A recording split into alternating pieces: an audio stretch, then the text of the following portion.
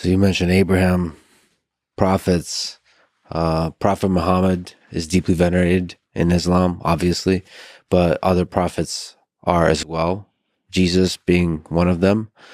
What are the similarities and differences in the teachings from these two prophets? Well, Islam refers to this idea of submission to one God and attaining peace in the process, and refers to the way of life that prophets have all come with, which is this idea of monotheism and serving that one God in the way that he commands you to serve him.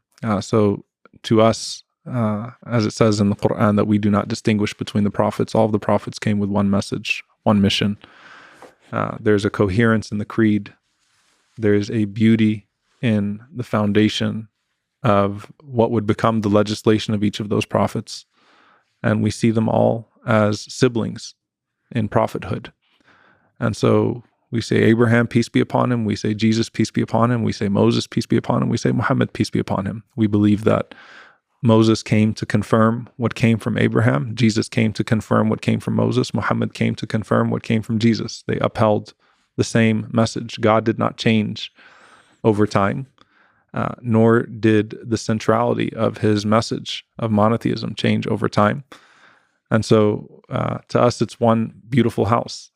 There's a saying from the Prophet Muhammad, peace be upon him, where he describes the house of prophethood, each prophet being a brick and him simply being the last brick of a beautiful house. And so we love the prophets of God, and we believe that they each came with the legislation that was necessary for the time, but with the same message. So the message is fundamentally the same. Is there a difference in emphasis? For example, the emphasis on love with Jesus. Yeah, it's like when you talk about MLK and Malcolm to an extent, except there was actually some difference, right, between MLK and Malcolm. Yes. I just think that the difference is exaggerated between them. But I don't think that Moses didn't emphasize love, but Jesus emphasized love, and then Muhammad didn't emphasize love, peace be upon them all. I think that they each emphasized the same attributes and names of God and ways of knowing God.